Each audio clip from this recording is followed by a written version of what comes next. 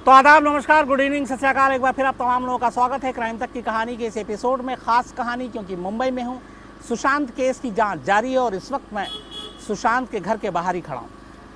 कई बार हमारी क्राइम तक फैमिली ने कहा कि विनोद शिकारपुरी को आप ज़रूर मिलाइए, दिखाइए। इत्तेफाक से आज विनोद शिकारपुरी है, मेरे कैमरे के पीछे है। कोशिश करूँगा कहानी के आखिर में उनका मुखड़ा आपको दिखाऊँ, लेकिन पहले उसी विनोद शिकारपुरी से कहेंगे कि चूँकि मैं यहाँ बैठा हूँ तो सिर्फ ये कहने से कि ये सुशांत सिंह राजपूत का घर है, थोड़ा सा क्राइम तक फैमिली को डिटेल में भी अगर मैं ये घर दिखाऊं, बीच में कहानी मेरी जारी रहेगी। तो विनोद, थोड़ा सा अगर आप ये दिखाएं, ये जो ऊपर छत में आप देख रहे हैं, दो विंडो, दो खिड़की, सारी हलचल यहीं थी। सैटरडे को, उसके बाद संडे को सीबीआई की टीम यहीं आई। सीबीआई की टीम बाकायदा फॉरेंसिक एक्सपर्ट्स के साथ आई, सीन को रिक्रिएट किया, डमी ट्रायल किया।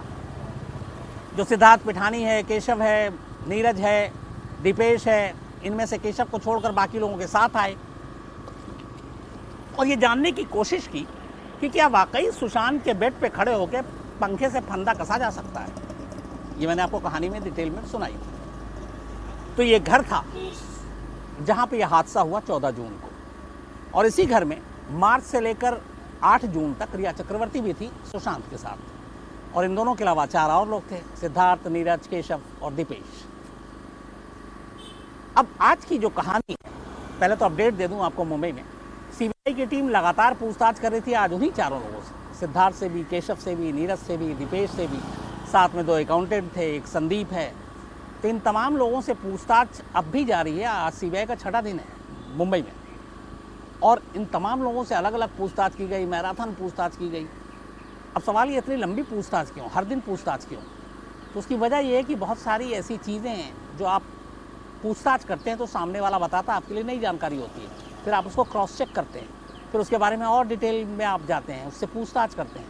तो यही वजह है कि छोटी से छोटी जानकारी सीबीआई इकट्ठा कर रही है। लेकिन 2 दिनों में एक चेंजेस आया। अब सीबीआई सिर्फ मौत की वजह नहीं, बल्कि सुशांत के पूरे फाइनेंशियली जो है, पैसे का हिसाब किताब, उसके बारे में जानकारी हासिल कर रही है। इसीलिए वो कोटक महिंद्रा बैंक भी गई, अकाउंटेंट से पूछताछ हो रही है। सीबीआई कोशिश कर रही है जानने की, चूँकि एफआईआर में एक जुर्म में ये लिखा हुआ है कि सुशांत के खाते से करीब 15 करोड़ रुपए रिया और उसके घर वालों के खाते में चले गए। तो क्या ये सच है, ये झूठ है? इसीलिए सीबीआई इस बारे में लगातार पूछताछ कर रही है। एक बार पैसे का हिसाब किताब मिल जाए सीबीआई को, तब वो चाहती है कि रिया से पूछताछ करें, क्योंकि फिर उनके पूछताछ में इस पैसे के हिसाब किताब, लेन देन के बारे में भी बातचीत होगी। इसीलिए रिया चक्रवर्ती से आज भी पूछताछ नहीं हुई। अभी तक उनको सम्मन नहीं भेजा गया, लेकिन पूछताछ होनी है। जब से मुंबई पहुंची है सीबीआई की टीम, मेरा मानना है कि रिया चक्रवर्ती को सबसे ज़्यादा इंतज़ार होगा उस बुलावे का जो सीबीआई का होगा। क्या आइए, जांच में हिस्सा लीजिए। हालांकि रिया चक्रवर्ती 2 बार मुंबई पुलिस ईडी के सामने पेश हो चुकी हैं, तो अब तक पूछताछ कैसे होती है, इंट्रोगेशन कैसे होता है, उनको थोड़ा तजुर्बा हो गया होगा। लेकिन सीबीआई के सामने पहली पेशी होगी, और ये बड़ा अहम है। ये पहली पेशी बहुत कुछ कह सकती है कि वो कितनी पाक साफ हैं, कितनी बेकसूर हैं, कितनी कसूरवार हैं। ये पूरे पूछताछ में, और जो सीबीआई की क्वेश्चनायर है और जो रिया चक्रवर्ती के जवाब हैं, बहुत कुछ उस पर डिपेंड करेगा। अब तो ये हो गई सारे अपडेट्स, और पूछताछ जारी है। अब आज की असली कहानी। कल रात हमें पता चला सीबीआई ऑफिशियल से कि उन्होंने सुशांत की साइकोलॉजिकल ऑटोप्सी कराने का फैसला किया है। और ये साइकोलॉजिकल ऑटोप्सी दिल्ली में जो सीबीआई का एफएसएल का दफ्तर है, वहाँ के फॉरेंसिक एक्सपर्ट्स करेंगे। ये नाम आपने सुना होगा, कहानी में मैंने पहले भी सुनाई है कि साइकोलॉजिकल ऑटोप्सी है क्या। लेकिन जैसे ही सीबीआई ने फैसला किया, मेरे दिमाग में एक ये चीज़ आई कि इसका मतलब है कि सीबीआई अब भी इस केस को, हालांकि हर एंगल से जांच कर रही है, बट वो खुदकुशी के एंगल यानी कि सुसाइड के एंगल से भी इस केस की अभी तफ्तीश कर रही है। मेरे कहने का ये इसलिए यहाँ पे वजह है कि आमतौर पर साइकोलॉजिकल ऑटोप्सी सुसाइडल केस में ही किया जाता है, मर्डर के केस में नहीं। तो क्या सीबीआई मान के चल रही है कि अभी तक के जो लीड मिल रहे हैं सुसाइड है या फिर मर्डर है, या ये है कि चलो पहले साइकोलॉजिकल ऑटोप्सी करा लेते हैं, देख लेते हैं, आगे अगर कोई लीड मिलता है तो दूसरे एंगल पे, मर्डर के एंगल पे भी जांच करेंगे। लेकिन मैं इसलिए कह रहा हूँ कि आप लोगों को समझने की ज़रूरत है कि साइकोलॉजिकल ऑटोप्सी आमतौर पर सुसाइडल केस में होता है। सुशांत का साइकोलॉजिकल ऑटोप्सी कराने का फैसला किया गया है। अब ये है क्या? इससे पहले 2 हाई प्रोफाइल केस में साइकोलॉजिकल ऑटोप्सी हुए, एक सुनंदा पुष्कर केस में और एक दिल्ली में बुराड़ी में। आपको याद होगा 11 लोग एक ही परिवार के, उन्होंने एक साथ सुसाइड कर ली थी। सुनंदा पुष्कर केस में शशि थरूर समेत उनके आसपास के तमाम लोगों से पूछताछ की गई थी और उसकी रिपोर्ट दी गई। बुराड़ी केस में भी 11 लोगों की जब साइकोलॉजिकल ऑटोप्सी हुई तो वो भी इसी सीबीआई के फॉरेंसिक लैब में हुई थी और उसमें भी जो आखिरी में रिपोर्ट आई, दिल्ली पुलिस जो कि उस केस को देख रही थी, कोर्ट में वो रिपोर्ट दिया और उसमें फिर ये माना कि बुराड़ी का कांड जो था वो एक सामूहिक खुदकुशी थी और उसके पीछे भगवान के दर्शन, अलौकिक शक्तियाँ और ये तमाम चीज़ें थी। तो ख़ासतौर पर अगर हम कहें तो बुराड़ी केस में साइकोलॉजिकल ऑटोप्सी ने एक बड़ा रोल प्ले किया था, क्योंकि वहाँ कोई विटनेस नहीं था। घर में सिर्फ 11 लोग थे, 11 के 11 सुबह फंदे में झूलते मिले, तो गवाही कौन दे, बयान कौन दे, और इसीलिए साइकोलॉजिकल ऑटोप्सी पर डिपेंड होना पड़ा। अब साइकोलॉजिकल ऑटोप्सी है क्या? आप में से बहुत लोगों को मैंने सुनाया था कहानी में, लेकिन आज मैं आम लफ्ज़ों में अब बताता हूँ।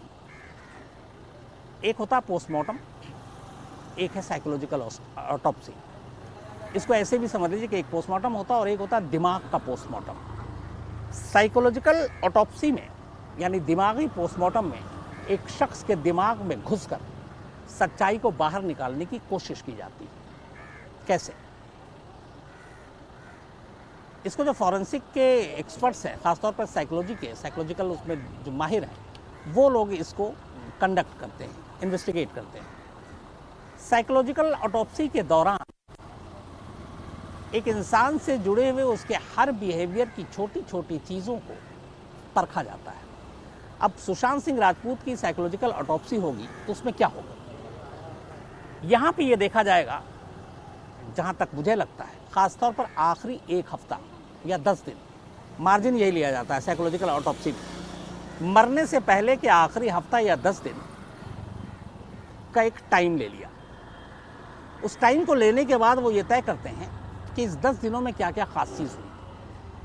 अब यहाँ पे मैंने 1 हफ्ता इसलिए कहा कि 8 जून को रिया चक्रवर्ती सुशांत के घर से गई, 7 जून तक घर वालों के हिसाब से सब कुछ नॉर्मल था, तो 8 को गई और 14 को सुशांत की मौत हो गई।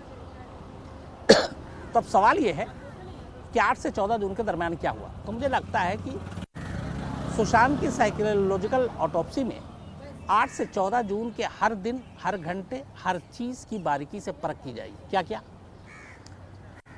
और ख़ासतौर पर जिस दिन मौत हुई उस दिन की, कि आखिरी के 1 हफ्ता, आखिरी के 2 दिन, आखिरी के 1 दिन या आखिरी दिन सुशांत के बर्ताव में, बिहेवियर में कुछ तब्दीली आई, कुछ चेंजेस आए। क्या चेंजेस? जैसे सुशांत का खाना खाने का एक फिक्स होगा वक्त, तो आखिरी के कुछ दिनों में उन्होंने उस वक्त पे खाना नहीं खाया, पहले खाया, बाद में खाया या खाया ही नहीं। सुशांत का एक रूटीन होगा, जॉगिंग, जिम, बाकी चीज़ें। आखिरी के दिनों में क्या वो भी उतना ही पंक्चुअल थे, वक्त पे थे, जाते थे, नहीं आते थे। उनके एक सोने का टाइम है, तो क्या आखिरी के वक्त में उनके सोने के टाइम में भी कोई परिवर्तन आया? बातचीत करना, कि सुशांत अपने दोस्तों से, अपने घर के स्टाफ से किस तरीके से बात करते थे। आखिरी दिनों में क्या उनके बातचीत के स्टाइल में कुछ चेंजेस आया?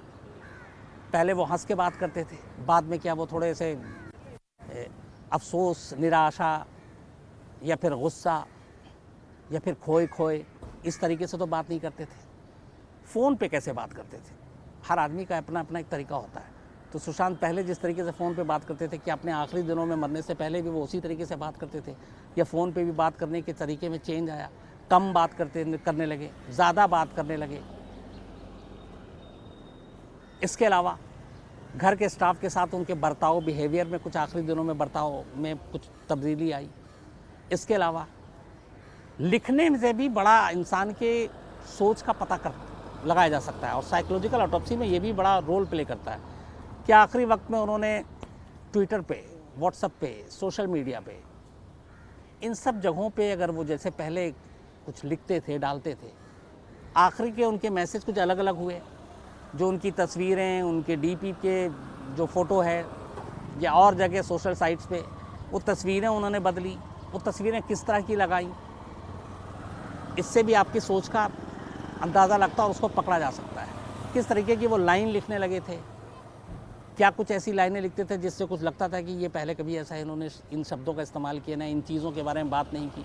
जैसे एक आदमी कभी ऊपर वाले के बात नहीं करता, अचानक उसने ऊपर वाला, भगवान, खुदा, इस सब की बातें करने लगा, तो ये पहले किसी ने नहीं सुना, कहेगा यार इसके अंदर तो बड़ा बदलाव आ गया है। उसी तरह जो शौक़ की चीज़ें हैं, बहुत सारी हर इंसान की होती हैं, कुछ अपनी आदतें, उन आदतों में कितना बदलाव आया। तो छोटी से छोटी चीज़ें, सुशांत से जुड़ी हुई मौत से पहले के आखिरी 6, 8, 10 दिनों में, उनमें अगर कोई परिवर्तन आया, इसी चीज़ को साइकोलॉजिकल ऑटोप्सी में देखा जाता है, मतलब दिमाग को पढ़ा जाता है। और इसमें लेकिन रोल किसका प्ले होता है कि 100% ये कैसे सच मान लिया जाए कि साइकोलॉजिकल ऑटोप्सी में जो रिपोर्ट आई है सही है। ये डिपेंड करता है सामने वाले जितने उस शख्स के करीबी लोग हैं वो कितना सच बताते हैं। जैसे मान लीजिए एग्जाम्पल के तौर पर सुशांत के घर में सिद्धार्थ पिठानी, केशव, नीरज और दीपेश रहते थे। इन चारों के सबसे ज़्यादा इंपॉर्टेंट होंगे इस साइकोलॉजिकल ऑटोप्सी में जो इनके बयान होंगे। अगर इन्होंने सब कुछ सच बताया तो उससे एक राय कायम करने में आसानी होती है। जैसे अगर मान लीजिए नीरज ये बताए कि 14 जून को आखिरी बार उसी ने करीब जूस दिया था 9, साढ़े 9 बजे, तो जब जूस दिया उस वक्त क्या बिहेवियर था, कैसे थे, क्या मुस्कुराए देख के, कुछ रिएक्ट किया, वैसे ही बात करते थे जैसे पहले दिन भी किया। उससे आखिरी रात जब सिद्धार्थ पिठानी मिला था तो उस वक्त जो वो सुशांत से मुलाकात थी, उस मुलाकात में और उससे पहले की मुलाकात में कुछ परिवर्तन था। तो ये डिपेंड करता है ये चार किस तरीके से इन बयानों को देते हैं और कितना सच देते हैं। वो जितना सच बताएंगे उतना ज़्यादा आप उस चीज़ को रिलेट कर सकेंगे, उस रिपोर्ट को। तो इन चारों के इंपॉर्टेंट बयान हो गए। इसके अलावा रिया चक्रवर्ती के बयान भी इसमें बड़े मायने रखेंगे कि 8 जून से पहले तक बिहेवियर क्या था, 8 जून को जब वो छोड़ के गई, क्योंकि वो 8 जून तक की गवाही दे सकती हैं, तो क्या था। सुशांत की सिस्टर मीतू की गवाही बड़ी इंपॉर्टेंट होगी, जो कि 9 जून को सुशांत के घर आई थी जब रिया चली गई और 12 जून तक उनके साथ रहीं। कि इन आखिरी के, क्योंकि मीतू के जाने के 2 दिन के बाद ही सुसाइड की मौत हुई है, बल्कि अभी सुसाइड कहना और मर्डर कहना दोनों गलत होगा। तो मीतू जब वहाँ रही तो उन 3 दिनों में उसने अपने भाई के अंदर कोई तब्दीली देखी जो बचपन से कभी नहीं देखी, कोई नई चीज़ पाई जो उसने कभी पहले नहीं देखा, वो बड़ा इंपॉर्टेंट होगा। जो सुशांत के दोस्त हैं जिनसे फ़ोन पे बातचीत होती थी, व्हाट्सअप चैट होता था, उन दोस्तों से भी पूछताछ होगी कि आप में फ़ोन पे जो बात हुई कुछ नोटिस किया आपने डिफरेंट। उसी तरह सुशांत के जो बाकी लोग हैं, जो बिज़नेस सर्किल के हैं, फिल्म इंडस्ट्री के हैं, उनसे भी पूछताछ होगी।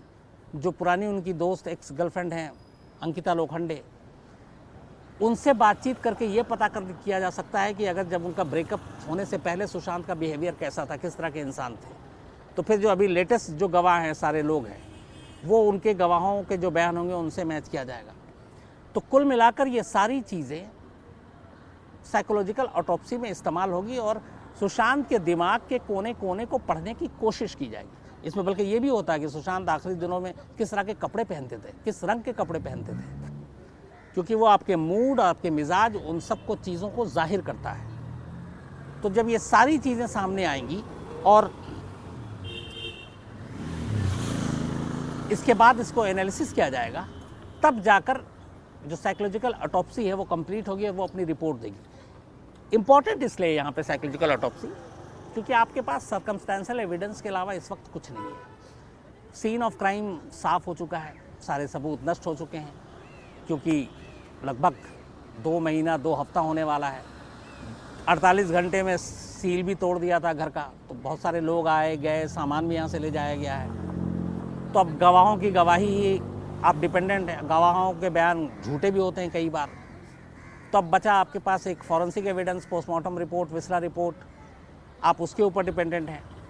लेकिन ये सारी चीज़ें ये तो बता देंगी कि कब क्या, कैसे, क्या क्या हुआ।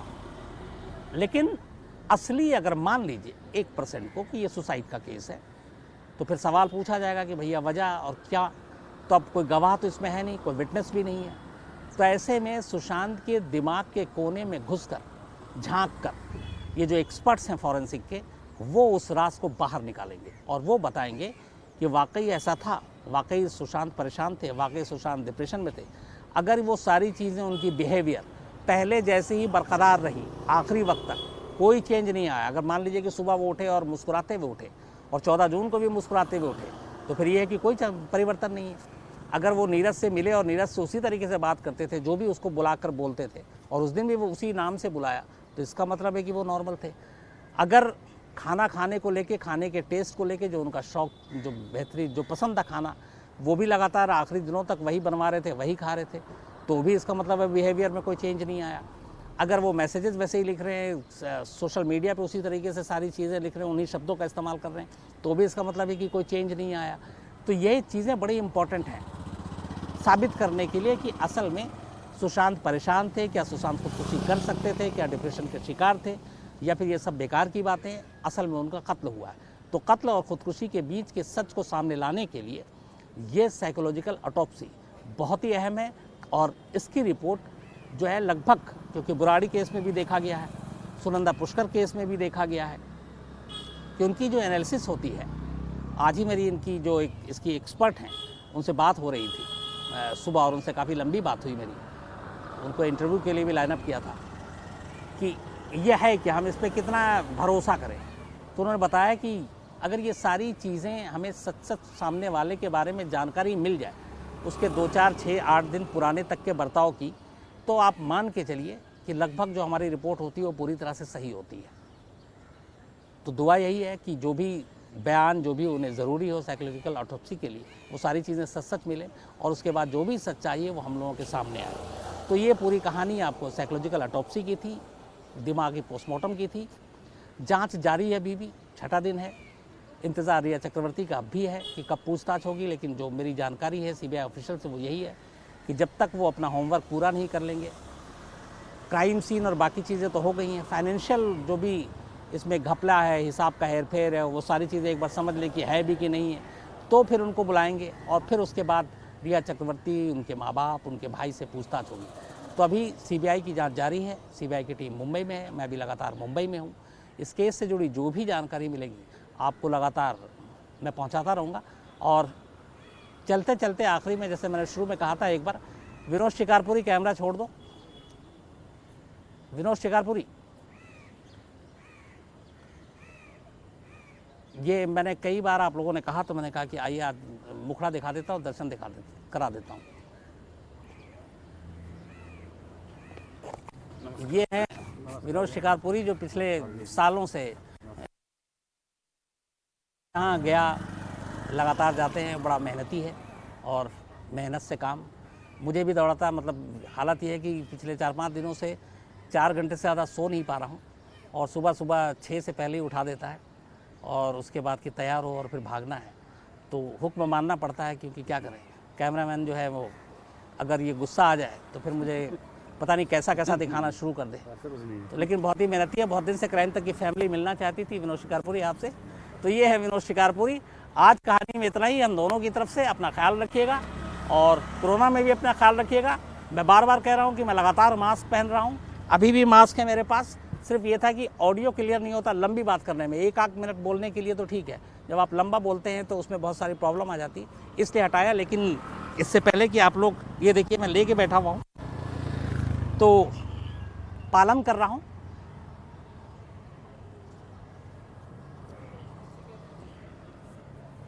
तो अब वापस मास्क आ गया, ये सिर्फ कहानी के लिए उतारा था। अपना ख्याल रखिएगा, कल फिर मुलाकात होगी किसी नई कहानी के साथ। Thank you very much.